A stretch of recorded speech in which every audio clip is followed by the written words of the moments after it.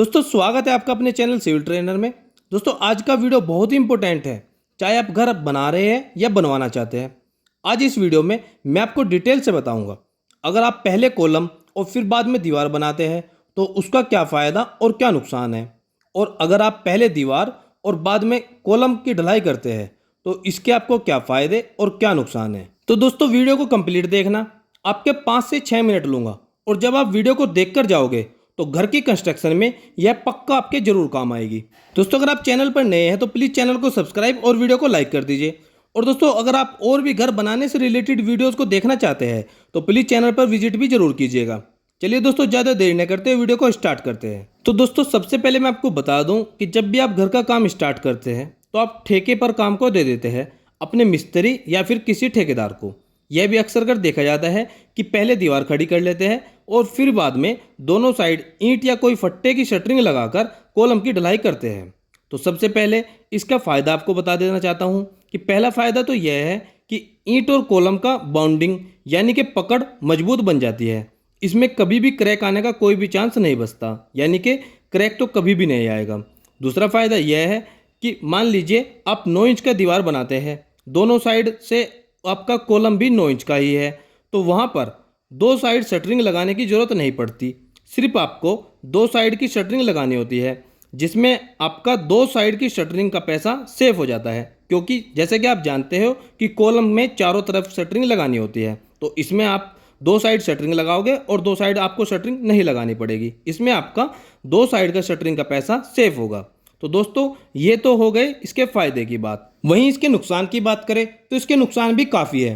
पहला इसका नुकसान तो यह होता है कि जब हम अपना दीवार बना देते हैं तो कई बार हम देखते हैं कि टूथिंग छोड़ दिया जाता है।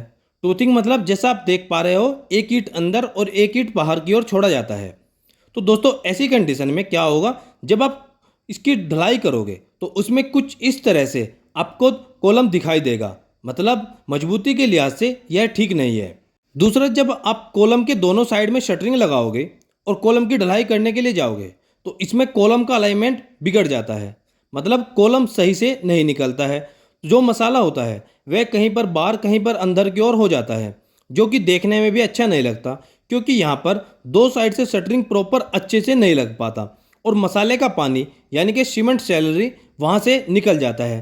तो इस तरह से कॉलम की स्ट्रेंथ कम हो जाती है। और तीसरा, जब आप कॉलम की ढलाई करते हैं तो हमारा दोनों साइड का ईंट बहुत ज़्यादा मसाले का पानी ऑब्जर्व कर लेता है, यानी कि पानी को सोख लेता है, क्योंकि जैसा कि आप जानते हैं कि ईंट हमेशा वाटर को ऑब्जर्व करती रहती है।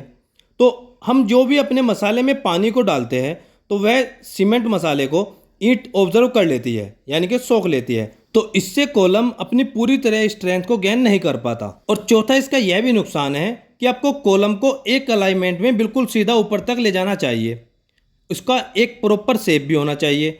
और अगर आप ईंटों की दीवार करते हैं दोनों साइड में और आपकी ईंट अंदर या बाहर रह जाती है तो इसमें आपके कॉलम का शेप भी बिगड़ जाता है और कॉलम की अलाइनमेंट भी बिगड़ जाती है। तो इससे ऊपर से आने वाला लोड कॉलम प्रॉपर नीचे ट्रांसफर नहीं कर पाता, जिस वजह से कॉलम में क्रैक आ सकता है और आपकी छत में भी क्रैक आने के चांसेस बन जाते हैं। पांचवा इसका यह भी नुकसान है कि इस तरह की कंडीशन में आप प्रॉपर वाइब्रेटर का यूज़ नहीं करते, बल्कि मैं तो बोलूँगा कि ऐसी कंडीशन में वाइब्रेटर का यूज़ बिल्कुल भी नहीं करते हैं, जो कि मजबूती के लिहाज से देखा जाए तो बिल्कुल गलत है। और छठा इसका यह भी नुकसान है कि जब आप पहले दीवार और बाद में कॉलम की ढलाई कर देते हैं तो इसमें आपको 7 दिनों तक कम से कम तराई करनी चाहिए। तो जब आप तराई करते हैं तो दोनों साइड की ईंटें पानी को सोख लेती है, जिस वजह से कॉलम अपनी मजबूती को अच्छे से नहीं पा पाता। वहीं दोस्तों अब हम बात करते हैं, अगर हम पहले कॉलम की ढलाई करते हैं और फिर बाद में ईंट की दीवार करते हैं तो इसके क्या नुकसान है। सबसे पहले इसका नुकसान यह होता है कि अगर आप पहले कॉलम की ढलाई कर देते हैं तो कॉलम की साइडें बिल्कुल चिकनी स्मूथ सरफेस हो जाता है। बाद में जब आप दीवार करते हैं तो वहाँ प्रॉपर अपने जॉइंट्स को नहीं बना पाता, तो कई बार देखा जाता है कि वहाँ पर क्रैक यानी कि दरार आने लगती है। दूसरा, हमें इसका यह नुकसान होता है कि शटरिंग के लिए हमें सभी तरह के मटेरियल जैसे बल्ली, कील, रस्सी या फिर चारों तरफ की शटरिंग, इन सब की ज़रूरत पड़ती है। तो इसमें हमारा कॉस्टिंग भी बढ़ जाता है। अब बात करते हैं दोस्तों इसके फ़ायदे की। तो इसका सबसे बड़ा फ़ायदा यह होता है, अगर आप पहले से ही कॉलम, बीम और स्लैब को डाल लेते हैं तो इसमें आपका घर बहुत मजबूत बनेगा, क्योंकि ऐसी कंडीशन में आप इन सभी आरसीसी मेंबर्स को अच्छे से क्यूरिंग कर पाओगे। क्योंकि दोस्तों मैं आपको बता देना चाहता हूं कि आपका कोई भी आरसीसी मेंबर्स हो, जैसे फुटिंग, कॉलम, बीम, स्लैब, इन सभी को क्यूरिंग यानी कि तराई की ज़रूरत होती है। इसमें इन सभी में आपको तराई करनी चाहिए, जिससे आपकी बिल्डिंग या घर बहुत मजबूत बनता है। दूसरा इसका फ़ायदा यह है कि यदि आप पहले ही कॉलम, बीम या छत की ढलाई कर लेते हैं तो इसमें आपका बहुत टाइम बच जाता है। वो कैसे? मान लीजिए आपको 2 मंजिला घर बनाना है, तो आपको पहली मंजिल यानी कि ग्राउंड फ्लोर की छत ढलाई करने के बाद आप ऊपर भी काम स्टार्ट कर सकते हो, और नीचे में आप ब्रिक वर्क या फिनिशिंग वर्क का काम स्टार्ट कर सकते हो। मतलब जब तक आपका दूसरी मंजिल की छत ढलाई होगी तब तक आपका नीचे का ब्रिक वर्क या बहुत सारा फिनिशिंग वर्क तक कंप्लीट हो जाएगा।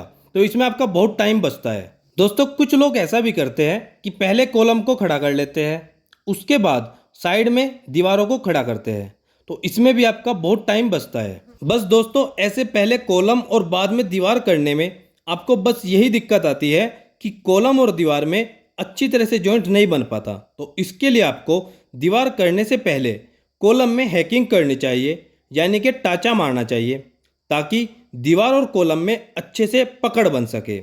और दोस्तों दूसरा, जब भी आप प्लास्टर करने जाए तो वहाँ पर जो भी आपके जंक्शन पॉइंट होंगे या फिर आपके जो कॉलम और दीवार के बीच के जो जॉइंट्स है, वहाँ पर आपको मुर्गा जाली यानी कि चिकन मैश का प्रयोग करना चाहिए। इससे आपकी दीवारों में कभी भी क्रैक नहीं आएंगे। तो दोस्तों मेरे हिसाब से आपको सबसे पहले कॉलम की ढलाई करनी चाहिए, उसके बाद आपको कॉलम को कम से कम 7 दिनों तक अच्छी तरह से तराई करना चाहिए। फिर बाद में आप वहाँ दीवार कीजिए, और दीवार करने से भी पहले आप अच्छी तरह से हैकिंग कीजिए कॉलम में, यानी कि टाँचा मारिए, ताकि आपकी कॉलम और दीवार में अच्छे से जॉइंट बन सके। दोस्तों अगर आपकी दीवार या कॉलम में फिर भी अगर कोई क्रैक आता है तो उसको आप वापस रिपेयर कर सकते हो। तो मजबूती के लिहाज से देखा जाए तो आपको पहले कॉलम की ही कास्टिंग करना चाहिए, यानी पहले आपको कॉलम की ढलाई करनी चाहिए और उसके बाद में आपको दीवार करनी चाहिए। इससे आपका घर मजबूत बनेगा और सेफ रहेगा। तो दोस्तों उम्मीद करता हूँ आज की मेरी यह वीडियो आपके जरूर काम आएगी। अगर आपको वीडियो अच्छी लगी तो प्लीज़ वीडियो को लाइक और चैनल को सब्सक्राइब करना मत भूलिएगा। मिलते हैं दोस्तों एक और नई वीडियो में, एक और नए वीडियो लेक्चर के साथ। तब तक दोस्तों आप सबको मेरा नमस्कार।